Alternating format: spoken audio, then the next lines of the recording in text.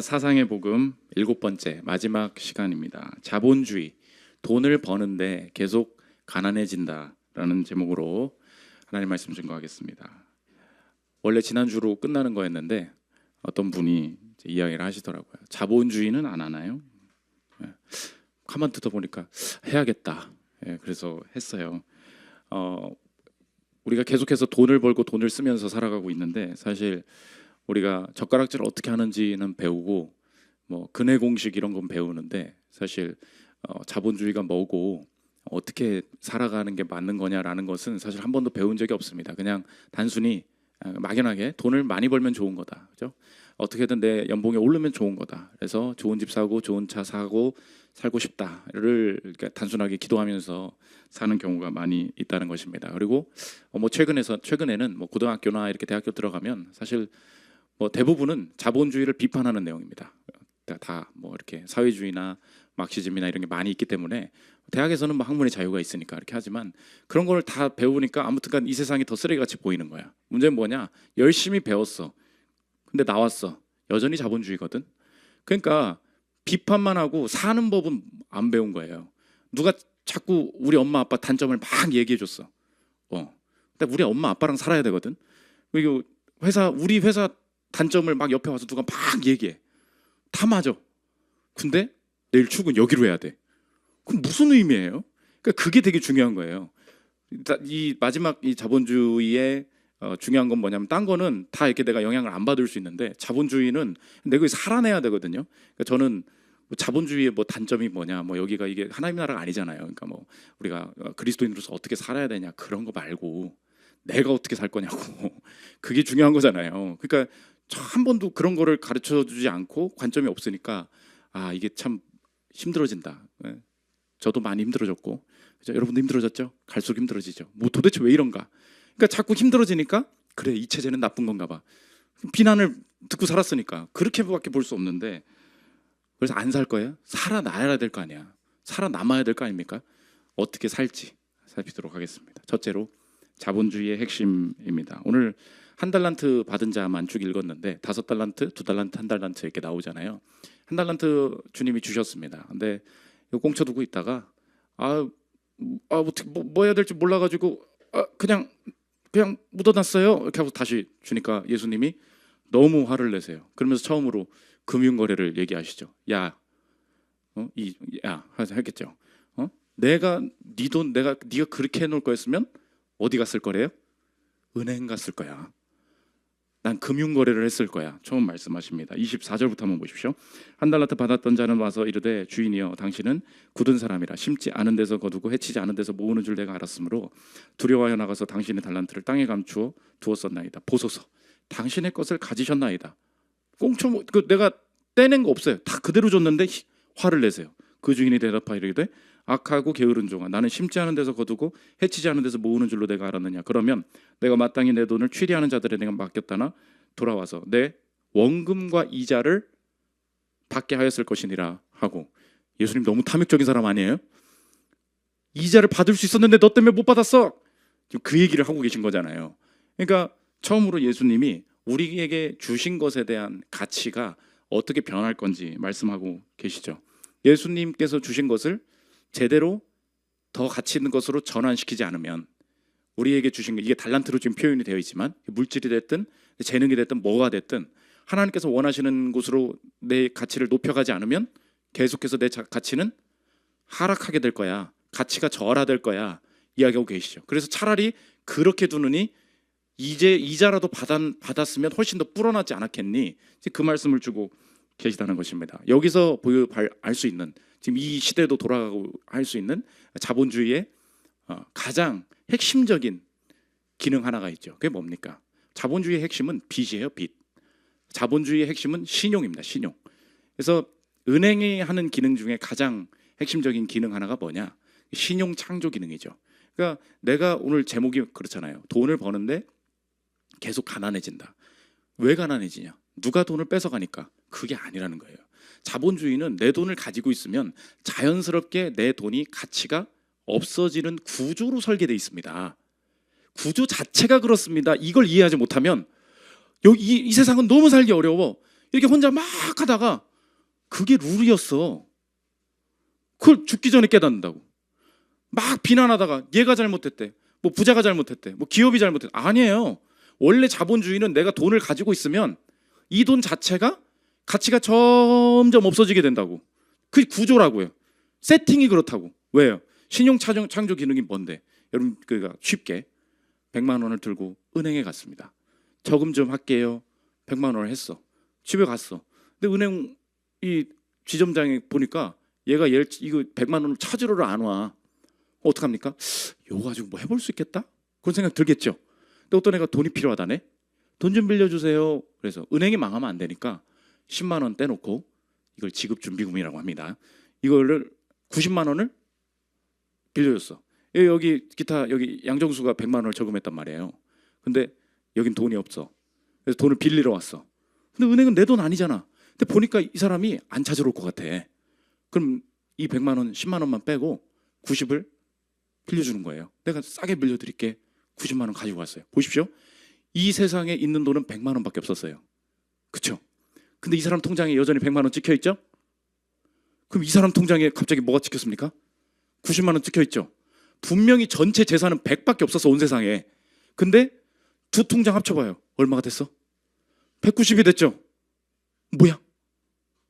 계산이 되십니까? 계산이 안 되죠. 그게 자본주의야. 내가 100인데 분명 190이 됐다고. 한 명이 또 왔어. 재영이가 나도 저축해야 되겠다 그랬어요. 그래서 90 대출 받은 거 중에 80은 다시 넣었어. 보니까 얘도 안 찾으러 올 것 같아. 80 중에 또 10 넣고 70은 또 얘가 돈이 없대. 너도 빌려줄게. 70을 또 했어. 그러면 100에 90에 70이 또 생겼죠. 전체 돈은 얼마인데? 100밖에 없어. 여전히 100밖에 없어. 근데 시중에 돌고 있는 돈은 어떻게 됐어요? 많아졌죠. 여러분, 많아지면 어떻게 됩니까? 가치가 떨어지죠. 이해되세요? 많아지면 가치가 떨어진다고. 이게 신용 창조 기능이에요, 은행에. 그래서 자본주의에 은행이 있는 한, 자본주의가 돌아가는 한, 내가 가지고 있는 돈 쪼가리는 가만히 쟁여두면 어떻게 돼요? 가루가 돼요. 아무 가치 없어지는 일이 된다고. 그래서 그 월급쟁이 부자로 은퇴하란가? 너나위라는 분이 쓴 책이야. 거기 앞에 잘 설명되어 있거든. 한번 읽어봐요. 들어보십시오. 은행이 고객의 돈을 활용해 돈을 버는 동안 시장에는 실제 돈의 양인 100만 원보다 더 많은 양의 돈이 생겨난다. 이 자본주의 경제체제 속에서는 계속해서 통화량 증가가 일어나게 될 것이라는 말이다. 즉 통화량 증가는 돈이 흔해짐은 돈의 가치 하락이다. 돈의 가치가 하락하면 자연스럽게 예전과 같은 돈으로 할 수 있는 것이 줄어들 수밖에 없다. 만약 10년 전 한 개에 500원이던 사과가 10년의 세월이 흐른 지금 1,000원이 되었다면 사람들은 흔히들 사과의 물가가 올랐다고 말한다. 그러면 사과의 가치가 10년 전에 비해 2배 올라서 가격이 2배가 된 것일까? 아니다. 가격이 오른 진짜 이유는 화폐의 가치가 그만큼 떨어져서다. 이해되시죠? 그러니까 뭐 이상한 자본주의에 대한 뭐 역사 지식 이런 거 다 필요 없고 내가 오늘을 살아야 되잖아요. 그럼 자본주의가 어떤 룰로 굴러가는지를 알아야 된다고. 자본주의 핵심은 뭐예요? 통화량 증가예요. 통화량 증가. 코로나 때 엄청 풀었죠. 여러분 이상하지 않아요? 여러분이 뭘 했다고 갑자기 재난지원금을 줘요? 그지? 어디서 갑자기 돈이 생겼어? 그러니까 전 세계에서 계속 돈을 풀어요. 연준도 돈을 풀어. 한은도 돈을 풀어. 계속 돈을 풀어. 그러면 돈을 계속 풀면 갈비탕에다 물을 계속 넣으면 어떻게 되니? 이해되십니까? 안 짜. 가치가 없어진다고. 그거예요. 그래서 내 인생에 가진 돈이 가만히 있는데 이 돈 가지고는 집 못 사. 이 돈 가지고는 저거 못 사. 이렇게 된다는 것입니다. 이해되시겠죠? 그러므로 내가 인생에 가만히 두고 있는 거 전혀 성경적이지 않다. 적용은 무엇입니까? 무언가 더 생산해낼 수 있는 자산을 사야 된다는 거예요. 14절 15절 보십시오. 또 어떤 사람이 타국에 갈 때 그 종들을 불러 자기 소유를 맡김과 같으니 각각 그 재능대로 한 사람에게는 금 5달란트를, 한 사람에게는 2달란트를, 한 사람에게는 1달란트를 주고 떠났더니 이 사람들이 무슨 일을 하게 되느냐? 남길 수 있는 그 무엇을 찾아 나서야 된다는 것입니다. 19절 보십시오. 오랜 후에 그 종들의 주인이 돌아와 그들과 결산할세 5달란트 받았던 자는 5달란트를 더 가지고 와서 이르되 주인이여 내게 5달란트를 주셨는데 보소서 내가 또 5달란트를 남겼나이다. 그 주인이 이르되 잘하였도다 착하고 충성된 종아 내가 적은 일에 충성하였으며 내가 많은 것을 내게 맡기리니 내 주인의 즐거움에 참여할지어다. 5달란트를 가지고 더 가치 있는 것들을 5을 더 남겼습니다. 이것을 가지고 칭찬하셨다는 것입니다. 그러면 우리 인생에도 적용할 수 있죠. 내 돈이 됐든 혹은 내가 가진 재능이나 시간이 됐든 하나님께서 내가 주신 것을 어떻게 바꾸어 가기를 원하시나 꼭 명심하십시오. 이 시대는 하나님의 사람들이 하나님의 뜻대로 살기를 대적하는 그 방식이 뭐냐? 그게 소비예요. 소비.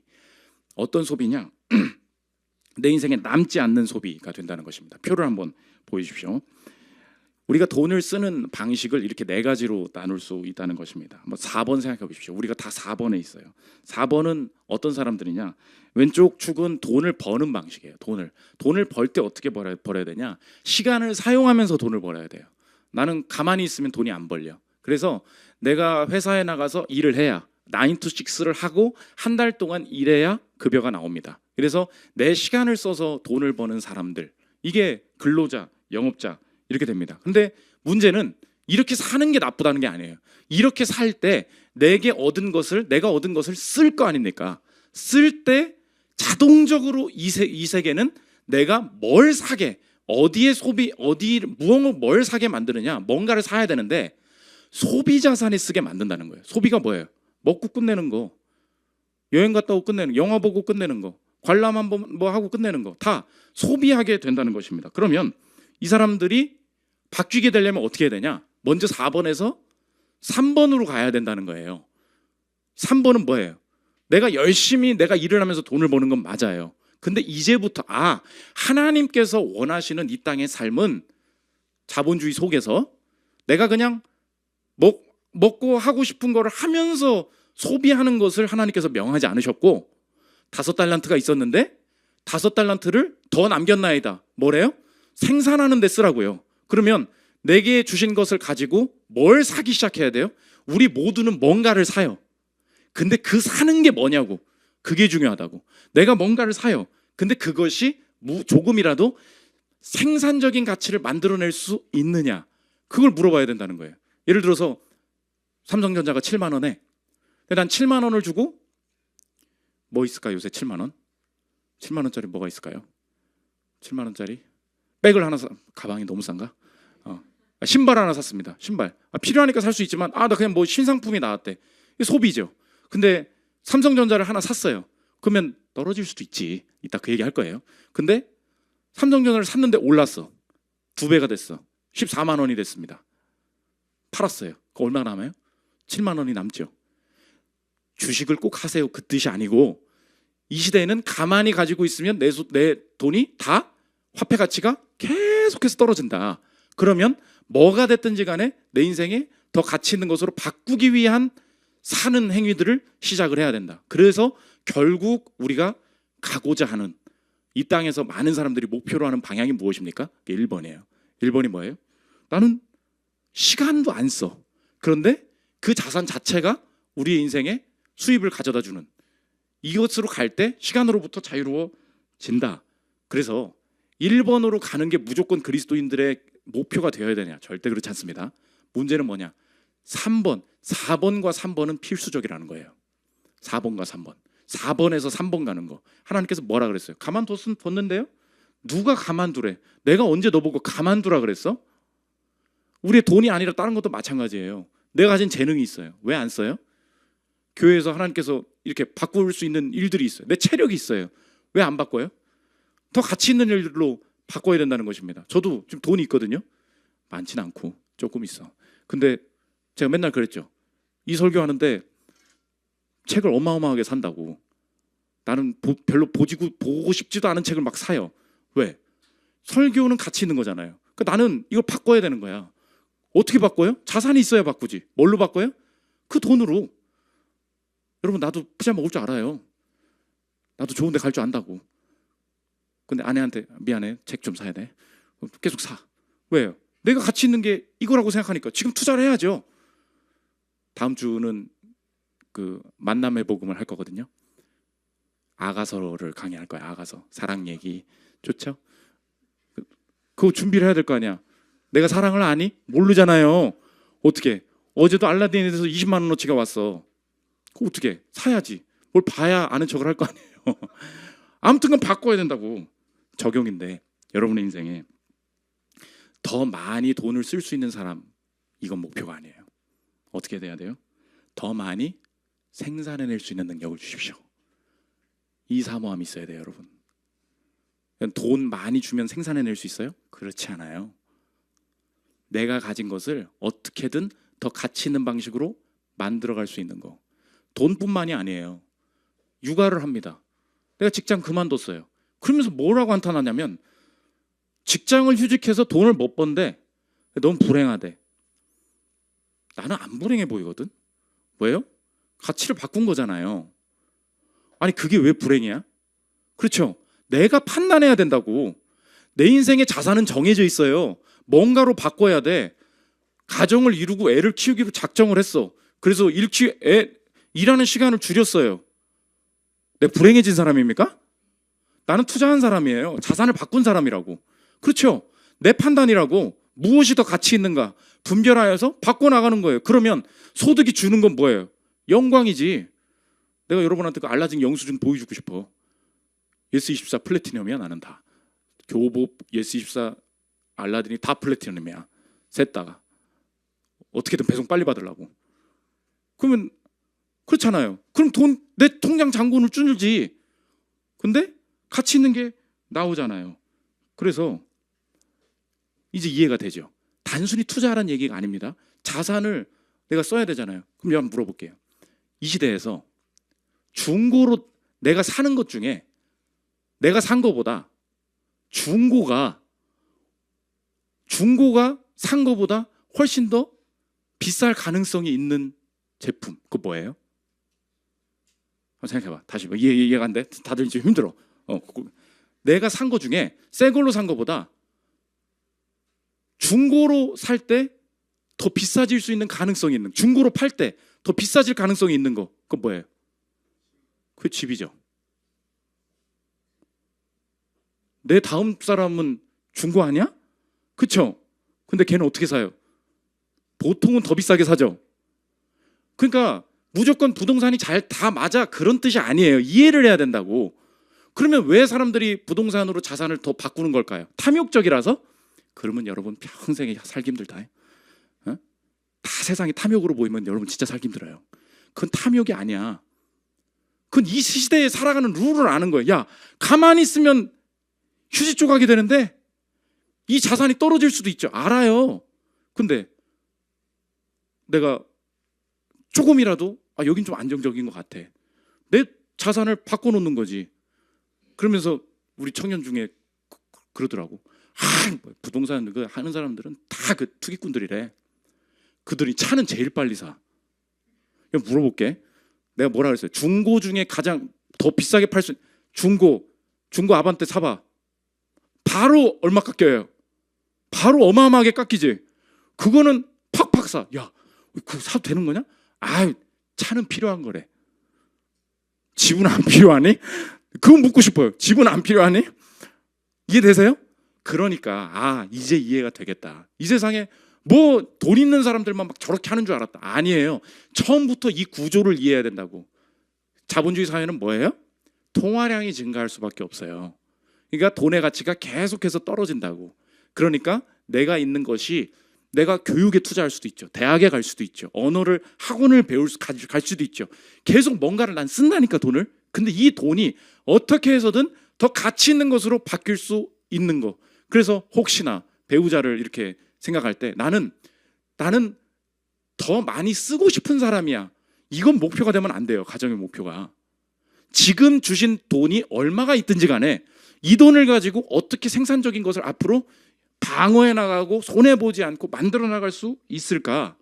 이것을 고민하는 것이 그리스도인들의 합당한 생활 방식이 된다. 주님이 명하신 일이다 볼 수 있다는 것입니다. 두 번째, 자본주의 적용입니다. 두 가지인데, 첫째로 언제나 자본주의에는 위험이 있다는 것입니다. 위험, 리스크, 망할 리스크, 이게 있다는 걸 꼭 인지를 해야 돼요. 20절 보십시오.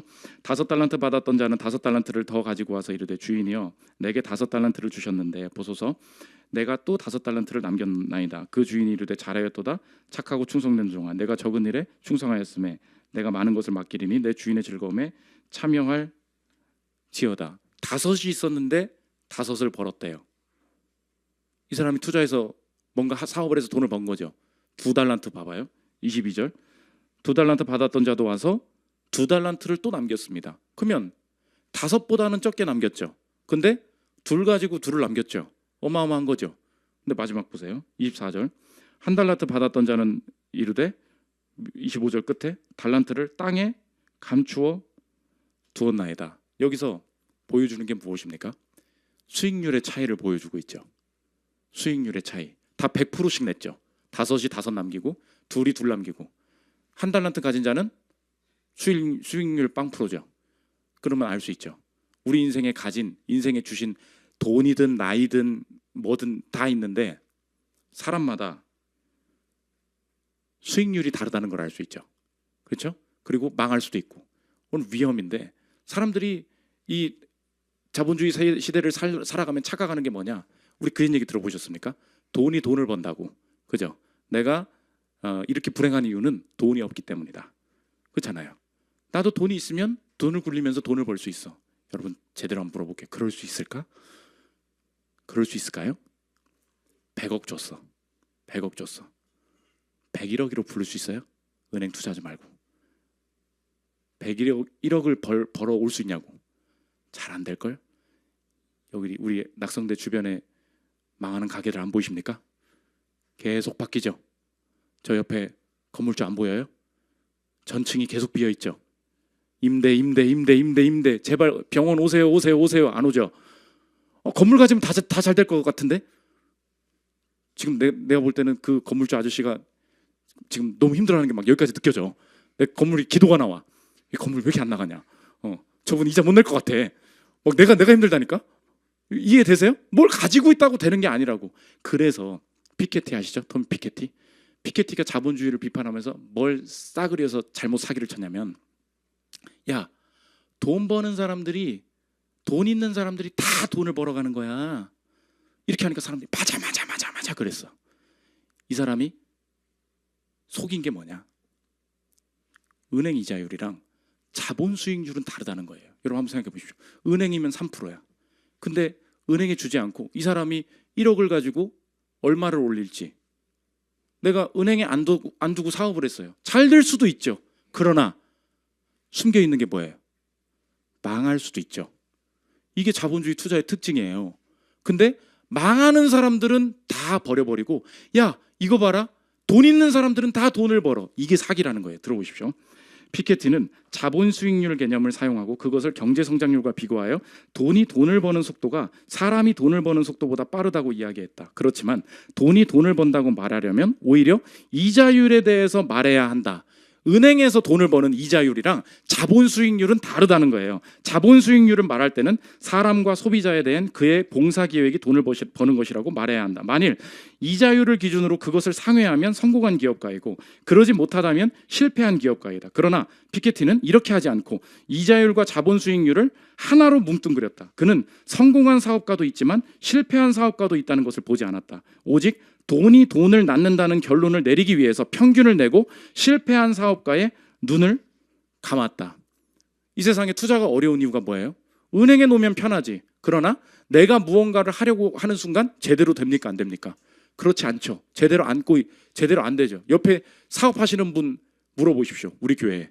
다 돈 잘 벌 것 같죠? 다 기분 좋을 것 같죠? 물어봐. 머리 뜯어야 아주 그냥. 왜? 올라가는 것도 끝이 없지만 내려가는 것도 끝이 없거든. 근데 돈이 있으면 다 돈을 벌 수 있다. 누가 그래? 이자율이랑 자본 수익률은 다르다는 거예요.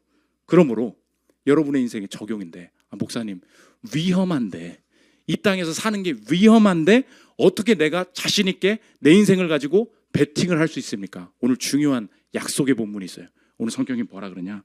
오늘 적용입니다. 하나님께서 내 인생에 각자에게 남길 수 있는 힘을 내게 주셨다는 것입니다. 믿으십니까? 남겨 먹을 수 있는 힘을 내게 주셨다. 오늘 그 비밀이 있어요. 15절 보십시오. 각각 그 재능대로 한 사람에게는 금 5달란트를, 한 사람에게는 2달란트를, 한 사람에게는 1달란트를 주고 떠났더니 뭐래요? 각각 그 재능대로. 세상 사람들은 무서워서 이거 못해요. 그런데 내 인생을 가지고 관리할 때 하나님 앞에 분별하고 확신 주시는 곳 가운데 도전하고 투자하고 내 인생이 교육받고 더 가치 있는 것으로 바꿔 나갈 때 하나님께서는 언제나 내 인생이 그 결단 가운데 열매 거두게 하실 것을 그리스도인들은 확신해도 된다는 거예요. 왜? 하나님께서 그 달란트를 어떻게 주셨대요? 각각 그 재능대로. 믿으십니까? 오늘도 별거 아닌 내 인생 다 바꿔가지고 제가 목사 됐잖아요. 너무 힘들죠. 근데 그때 확신할 게 뭐였을까요? 하나님이 보내신 길이니까 열매 거두게 하시겠지. 분명히 남기게 하시겠지. 언제나 그리스도인들은 그 확신을 가져야 되는 거예요. 그래서 어디로 가요? 위험한 곳으로 가야 돼. 리스크 있는 곳으로 가야 된다고. 하나님께서 내게만 원하시는 그 순종을 시작해야 된다는 것입니다. 그래서 똑같이 돈 있으면 다 버는 거지. 아니에요. 여러분마다 다 달라요. 하나님께서 위험한 곳으로 가게 하셨다는 것입니다. 두 번째, 위험. 두 번째는 시간. 시간으로 내 인생의 가치가 커져 나간다. 오늘 이 달란트 받은 사람들이 나중에 어떻게 소득을 올렸느냐라고 할 때 시간의 길이가 나옵니다. 14절, 15절, 19절 보십시오. 또 어떤 사람이 타국에 갈새 그 종들을 불러 자기 소유를 맡김과 같으니 각각 그 재능대로 한 사람에게는 금 5달란트를, 한 사람에게는 2달란트를, 한 사람에게는 1달란트를 주고 떠났더니 뭐래요? After a long time, 오랜 후에 그 종들의 주인이 돌아와 그들과 결산할세. 그것들을 거두는 데에 뭐가 들었대요? 시간이 들었죠. 그러므로 여러분의 인생에 적용할 수 있습니다. 여러분이 지금 새로운 공부를 시작하려고 하거나 새로운 학원에 다니려고 하거나 새로운 투자의 방식을 공부하거나 새로운 어떤 인생의 시도들을 하려고 할 때 이게 하나님께서 내게 허락하신 전공, 허락하신 내가 시간을 쏟아야 될 일이 맞는가라는 것을 판단할 수 있는 중요한 기준이 있습니다. 그게 뭐예요? 점점 오래 할 수 있게 하시는가, 이거 봐야 돼요. 점점 그것을 할 수 있는 시간을 충분히 내게 허락하시는가, 이걸 확인해 봐야 된다고. 잠깐 좀 일하고 돈 벌라고요? 절대 못 벌어요. 왜요? 시간이 필요하거든. 하나님이 시간 속에 이 자산이 바뀌게 하신다는 거예요. 근데 하나님이 허락하신 일이 아니에요. 그러면 그거 할 시간이 없을 거예요. 근데 점점 이것을 해보려고 하는데 충분한 시간이 확보가 돼요. 계속 할 수 있어요. 계속 집중할 수 있어요. 점점 시간을 길게 쓸 수 있어요. 충분히. 그러면 하나님께서 이쪽으로 허락해 주시나 보다. 왜? 모든 자산의 가치를 남길 때에는 어떤 일이, 뭐가 필요하니까? 시간이 필요하니까. 이걸로 분별해야 돼요. 여러분 너무 바빠. 하나님이 허락하신 게 아닌 것 같아. 근데 세상에서 여기 돈 벌 수 있다길래 그걸 해야 된대. 맞아요, 틀려요? 아니에요. 뭘 검토하지 않았어요? 시간. 내게 주어진 시간이 얼마인가? 고민을 해야지. 주어진 시간이 얼마나 남았는가? 얼마나 확보할 수 있는가? 이거 놓고 가야죠. 내 나이 와서도 이제 수능 다시 보겠다고 하는 애가 있더라. 그건 뭘 잘못한 거예요? 인생에 투자하면 다 되는 거, 뭘 고려하지 못한 거예요? 시간을 고려하지 못한 거잖아요. 지금 학생이라면 계속 공부할 수 있죠. 그게 재앙이겠지만 여러분 다시 한번 생각해 보십시오. 시간의 관점에서 생각해 봐. 왜 이렇게 공부를 많이 하게 하실까? 거기다 시간을 쓰란 얘기잖아요. 그럼 거둔다고. 아주 단순한 얘기예요. 그렇게 볼 수 있다는 것입니다. 그래서 롭 무어, 레버리지라는 책이 있어요. 레버리지. 별로 좋진 않은데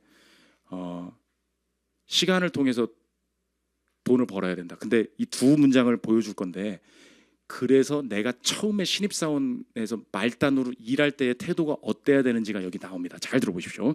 수련은 꽃 연못에 있는 거, 매일매일 전날 덮었던 수면의 2배의 면적을 덮는다. 처음 며칠 동안은 별로 큰 면적을 차지하지 않는 것처럼 보이지만 30일 후에는 연못이나 호수의 수면 전체를 덮는다.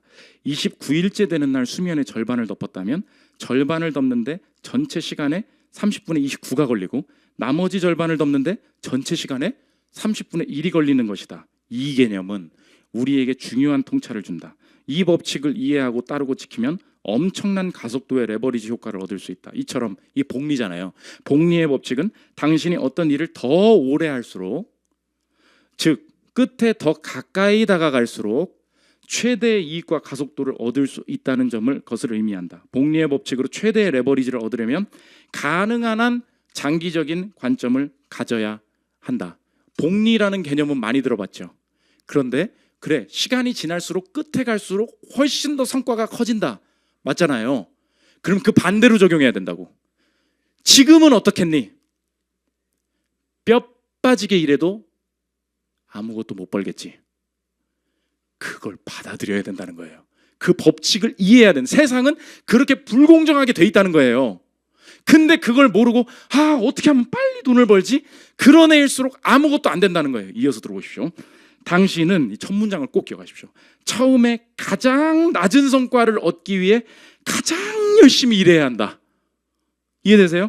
이것은 공정해 보이지 않는다. 그러나 시간은 원래 공정하지 않다. 성과와 비례하지도 않는다. 그러나 마지막에 당신은 가장 적게 일하고 가장 높은 수준의 일을 수행하게 되고 성과는 복리 효과로 증가할 것이다. 그러나 이건 역시 공정해 보이지 않는다. 변덕스럽고 새로운 것을 쫓고 비현실적으로 빨리 부자가 되기를 원하는 것은 복리의 법칙과 반대되는 사고방식이다.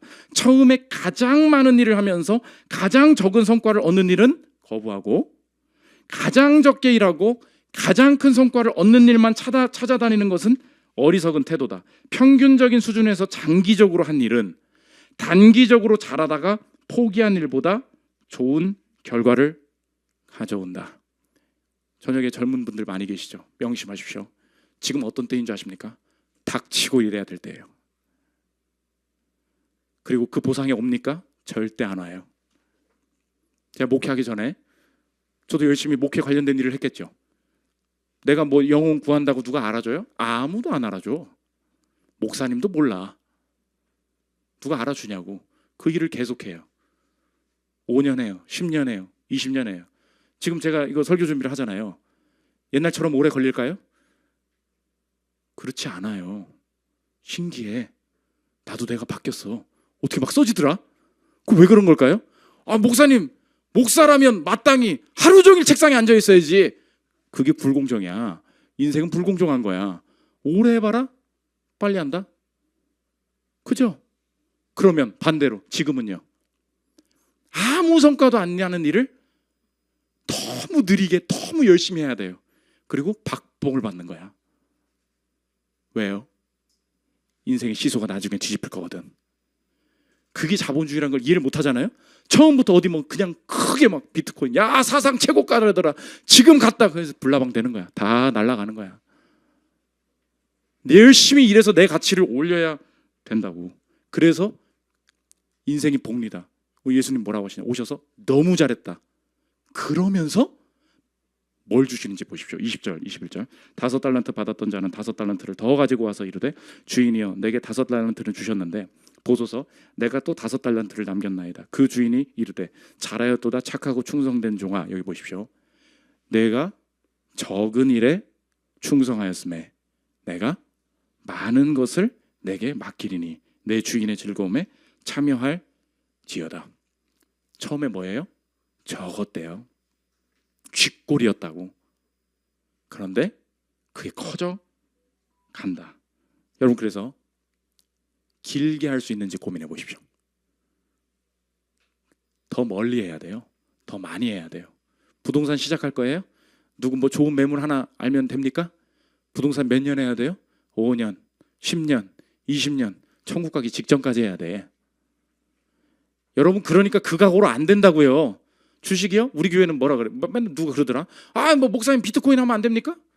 어디서 뭐 비트코인하고 11조 하면 되잖아요. 목사님 주식 투자하면 안 됩니까? 주식 투자해서 돈 벌고 하나님 앞에 헌금하고 하면 되잖아요. 다 누가 막 불로소득이라고. 우린 그러지 않아. 해. 11조 할 수 있나 보자. 11조 해. 하라고. 나중에 와. 기도해달라고. 원금만 되찾게 해달라고 기도에 중보기도 요청이 와요.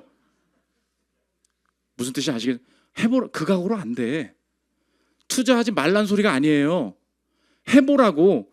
그게 얼마나 피땀 눈물이 다 들어가고 침까지, 정신 나가서 침까지 섞이는 일인지. 인생이 이렇게 쉽니? 정신 차려야 돼요, 여러분. 여러분이 혹시 내 지금 근로소득이 마음에 안 들어서 뭐 어디 투자 한번 뭐 해가지고 나도 이렇게, 그게 투자가 아니에요. 오늘 투자 뭐래요? 엄청 위험하고 엄청 시간 걸리는 일이야. 그게 자본주의라고. 그 길을 가야 시소가 바뀌어. 엄청 기도해야 될 문제죠, 여러분. 어디서 한탕주의가 아니에요. 그러나 이 체제는 아주 명확하게 답을 보여주고 있어요. 그러면 그리스도인들은 여기서 살아야 될 거 아닙니까? 지혜로워야 되죠. 단순히 그냥 사회 비난만 하고 있을 게 아니구나. 찾아 나서야 된다는 것입니다. 마지막 세 번째. 그래서 하나 더 얘기하면, 우리 교회 벤처 투자 좋아하는 사람이 있었어. 벤처를 심지어 실행을 했어. 그러더니 어느 정도 하고 클로징을 하고 회사에 취업을 한 거예요. 왜 회사 취업했어요? 이렇게 물어봤더니 벤처 할 거래. 근데 벤처를 처음에 스타트를 해보니까 직장 경험이 필요하다는 거를 깨닫게 됐대요. 그래서 지금 내가 해야 될 투자는 직장 가는 일이 맞다. 그래서 엄청 열심히 일해요. 나 되게 좋은 투자라 그랬어. 봐봐, 벤처 하고 싶은 사람만 벤처맨만. 아니에요. 인생이 얼마나 긴데 내가 직장 다니는 이 커리어가 벤처에 사용될 줄 어떻게 알아요? 이 시간을 끌면서 열매 맺는 방식이 꼭 필요하다는 것입니다. 마지막 세 번째, 자본주의의 구원입니다. 그렇게 해서 돈 많이 벌면 되냐? 가치 있는 걸로 바꾼다 그랬죠. 가치 절하 당하신 분이 있어요. 예수님이죠. 뭔 신송모독 하는 줄 알고 예수님 넘길 테니까 얼마 줄래? 사람들이 가치 평가를 절하해버리죠. 마태복음 26장 15절 보십시오. 내가 예수를 너희에게 넘겨주리니 얼마나 주려느냐 하니 그들이 은 30을 달아주거늘. 은 30이면 되겠냐? 거기 하나님을 넘긴 거죠. 이게 유다의 눈에 보인 가치였어요. 근데 다른 방식의 접근을 한 사람이 있죠. 오늘 찬양입니다. 요한복음 12장 3절. 마리아는 지극히 비싼 향유 곧 순전한 나드 한 근을 가져다가 예수의 발에 붓고 자기 머리털로 그의 발을 닦으니 향유 냄새가 집에 가득하더라. 제자 중 하나로서 예수를 잡아줄 가룟 유다가 여기 또 왔어. 말하되 이 향유를 어찌하여 300데나리온에 팔아 가난한 자들에게 주지 아니하였느냐 하니 6절도 보여주세요. 이렇게 말하면 가난한 자들을 생각함이 아니요 그는 도둑이라. 돈꾀를 맞고 거기 넣은 것을 훔쳐가미러라. 하나님을 위해서 드린 것마저 뺏어서 내 자산을 채우려 하는 거. 그런데 마리아와 유다의 눈은 달랐죠. 마리아에게는 예수님이 귀해 보였어. 그래서 자신의 가장 비싼 거를 깼다고요. 예수님이 약속해 주십니다. 마지막 마태복음 26장 13절입니다. 내가 진실로 너희에게 이르노니 온 천하에 어디서든지 이 복음이 전파되는 곳에서는 이 여자가 행한 일도 말하여 그를 기억하리라 하시니라. 자본주의 시대 가운데 여러분 열심히 해서 디펜스 해보십시오. 인플레이션을 이겨보십시오. 살아남아 보십시오. 다 좋아요. 거기서 멈추지 말라고. 내 인생에 자본의 가치를 넘어서 내 자본을 다 내려놔서라도 높여야 할 대상, 가치 절하되신 분이 계십니다. 하늘 영광 버리고 오신 하나님이 가치 없는 내 인생, 하나님의 자녀로 가치를 바꾸어 주셨으니 주님께서 내게 주신 일시적인 자산도 주님이 열매 주실 때 마땅히 그 가치를 바꾸어 주님의 가치를 내가 높일 수 없지만 그분이 높으신 분임을 내 물질로 증거하는 것은 합당한 일입니다. 그것이 자본주의 시대에 구원받은 백성들이 살아가는 방식이라는 것입니다. 그러므로 여러분, 헌금은요 내가 힘들 정도로 하는 거예요. 진짜 귀한 분 이러면 내가 힘들어지는 거, 값싼 걸 가져오는 게 아니라고. 왜요? 그분의 가치를 내가 생각하는 거거든요. 과부의 두렙돈 액수로 얼마 되지 않지. 예수님 뭐라 그래요? 전부 넣었구나. 여러분 전부 넣고 계십니까? 헌금 액수 말하는 거예요 지금 그게? 내 요새 잘 보지도 않지만 정말 알바하고서 1,000원 내고 10만 원 받아서 10,000원 내고 나 저 기도가 나와 진짜로. 근데 얼마나 귀해요. 왜요? 이 돈이 얼마나 가치가 있니? 그렇잖아요. 근데 내 인생도 쪼달리는데 이 쪼달리는 속에서 증명해야 될 게 뭐예요? 내가 가난해도 그분은 귀하신 분입니다. 그분이 먼저 날 귀하게 여겨주셨기 때문입니다. 자본주의의 그냥 성공, 부를 이루는 거 여기서 머무르지 않고 내 것을 깨뜨려서 주님의 영광을 높이는 데까지 나아가는 거룩한 백성 되기를 축원합니다. 우리 찬양하고 기도하는 시간 들어가겠습니다.